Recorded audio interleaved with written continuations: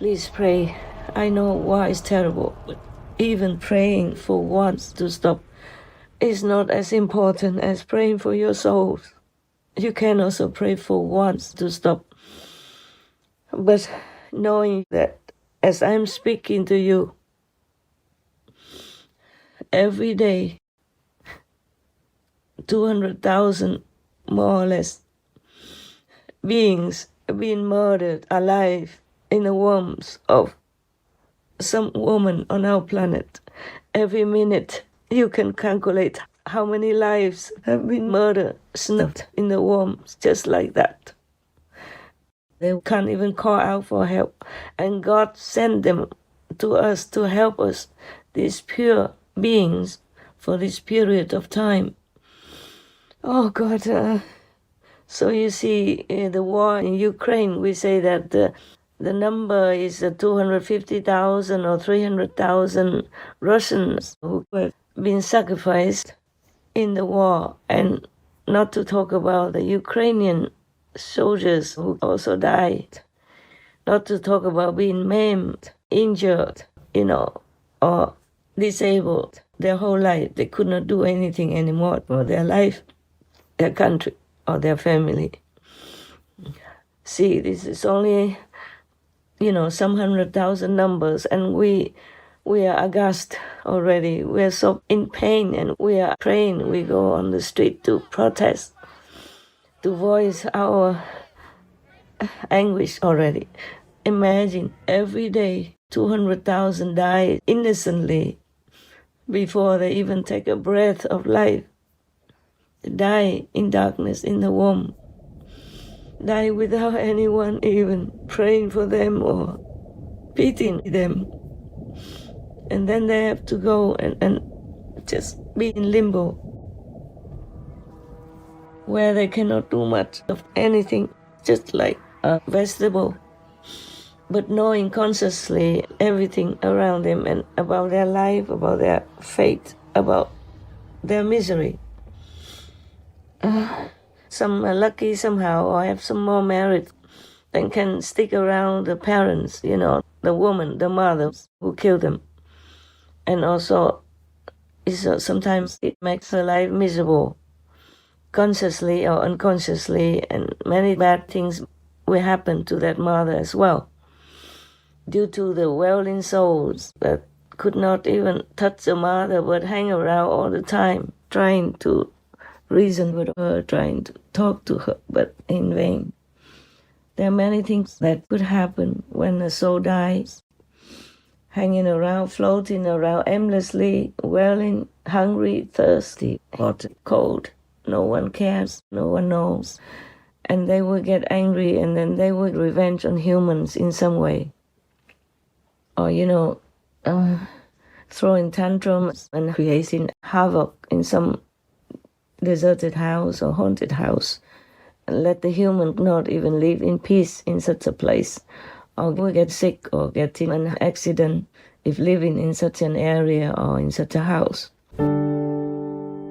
After I woke up, I just felt like, wow, okay, the problem is gone, life can go back to normal now. Deep down, I knew that I had killed my child, I had taken away my child, and the pain and the hurt and everything just started to set in. I didn't expect this abortion to wreck my life the way it did. All along, I wanted to be a good mom, and for the first time in my life, I just felt like I'm the worst sinner on earth. Having taken away my child when he was weak and defenseless, and I was supposed to be the one protecting him when he's in my womb. I remember laying down back on the table, facing up the ceiling. I had one single tear that rolled straight back down to my hairline, and I remember feeling how warm it was, and that's the last tear I cried for years. I paid for death to enter my body, and it did. Physically, yes, but also emotionally and spiritually, I was just completely dead inside.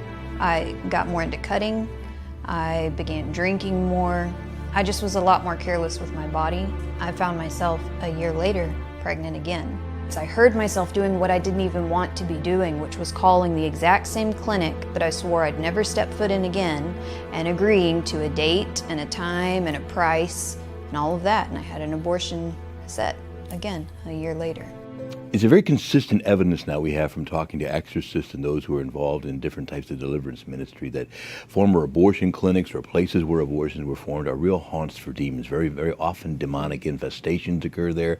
And also those who were involved in abortions and so on often find themselves really targeted. Because in a way, if they'd gotten away from it even, the devil thought he had them in their grip and now he's not going to give up so easily. So there is, we have heard that many people who have exorcisms, that need exorcisms, are at some point in the past were involved in some way with abortion, whether having had one or paid for one and so on. There are many things that I could write 10 million books about. I could never describe all things in the universe to you. All these weird things, miserable things, mishaps everywhere on the planet. Not to mention about all the miracles, wonders, and the blessings from heavens and God. All the masters who came to earth kept telling almost other similar things, that we have to be good, we have to refrain from killing, to refrain from anything that is not proper, that is not true. But humans don't listen.